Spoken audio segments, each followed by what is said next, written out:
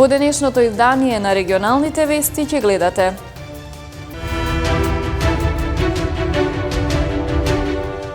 од денес започнува да функционира капелата која се наоѓа кај православните гробишта во Тетово.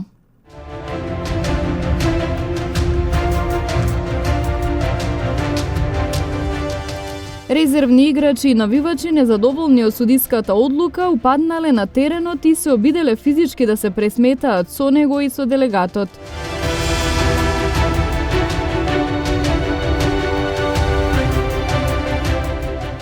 Санкционирани 57 возачи кои ја пречекориле дозволената брзина надвор од населено место, а 30 во населено место.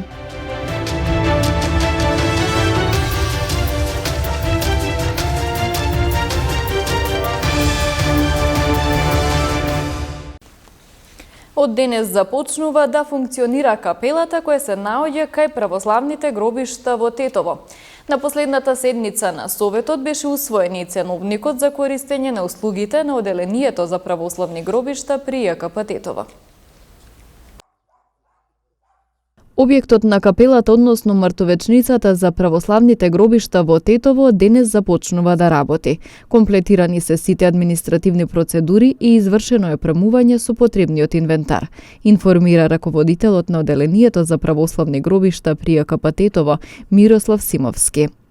Од денеска се исполнети условите за превземање на починатите лица и третман на починати лица во Оделението за православни гробишта. Од денеска почна со работа капелата. Што значи тоа? Значи, починатите лица може операторите да ги донеса во разделна комора и да не повеќе да не се чуваат дома. Значи, во изминатиот период се направи, значи, доуредување на капелата, значи се воспоставија сите потребни елементи кои се потребни за нормално функционирање.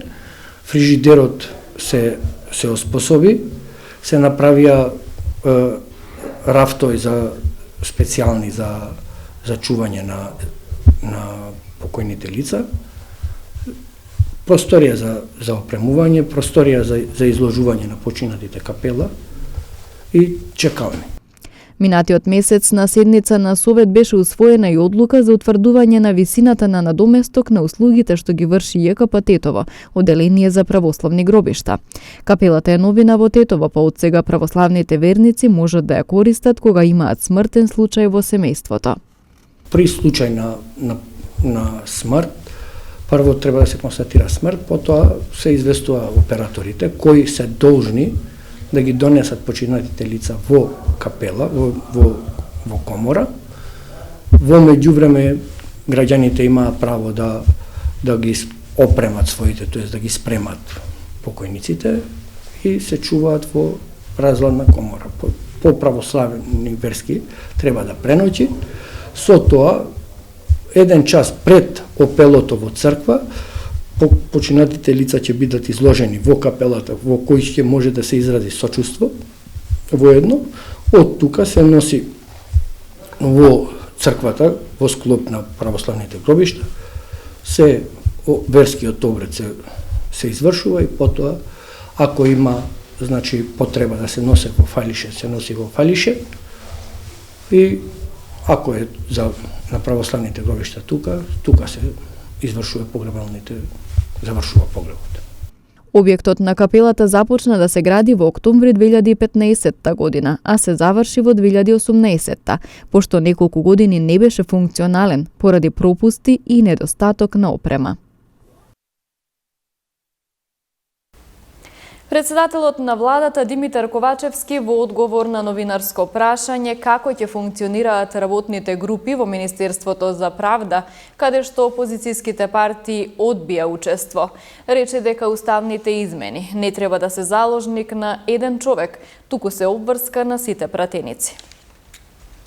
Подобрувањето на животниот стандард, воведувањето на демократски институции на повисоко ниво, за членувањето во Европската Унија не може да бидат заложник на кариерата на еден човек,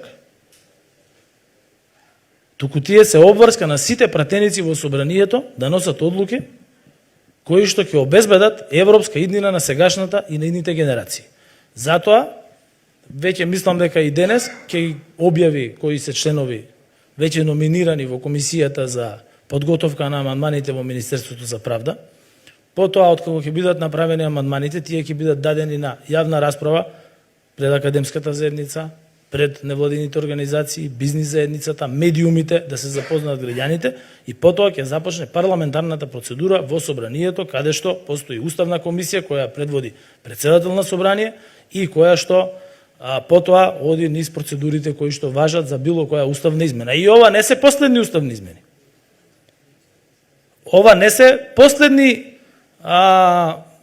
бидејќи и пред влегувањето во Европската Унија, има уставни измени кога се даваат дел од надлежностите на Европската Унија, како што тоа го направила секоја држава.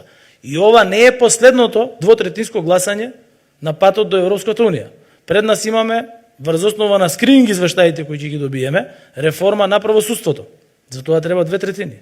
Реформа на обвинителството. За тоа се потребни 2/3. Реформа на јавната администрација. За тоа се потребни 2/3. Реформа на децентрализацијата. Исто се потребни 2/3. И затоа велам дека овој процес не може да биде заложник на еден човек. Ниту пак процесот е процес на еден човек, една партија или една влада. Ова е процес во кој што треба сите да учествуваат, затоа што граѓаните заслужуваат да живеат во земја членка на Европска Унија, ама тука дома, а не да живеат во земја членка на Европска Унија, во туѓина да работат. Кога ќе ја видиме конечната верзија на сетот закони за автопатските делници, ќе можеме да знаеме за секој од нив каков ќе биде ставот во однос на потпишување на указот, изјави денеска председателот Стево Пендаровски.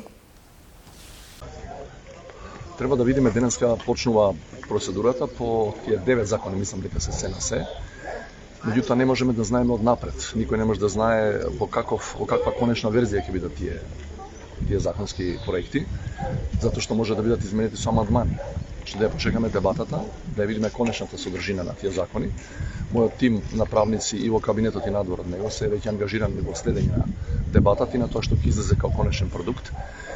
Во однос на процедурата, мислам дека иако одат по скратена постапка, не се со европско знаменце и ќе има доволно време и за опозицијата да поднесе амандмани, да се вклучи во дебатата и да имаме аргументирана расправа како што доликува за овој важен сет на закони. Значи, конечната верзија на законите кога ќе ја видиме, ќе можеме да знаеме за секој од нив како ќе биде ставот во однос на потпишување на указите. Бидејќи реагираат и експерти, археолози и граѓански организации од таа причина. Реагираат во оваа фаза, но станува збор за предлози на закони.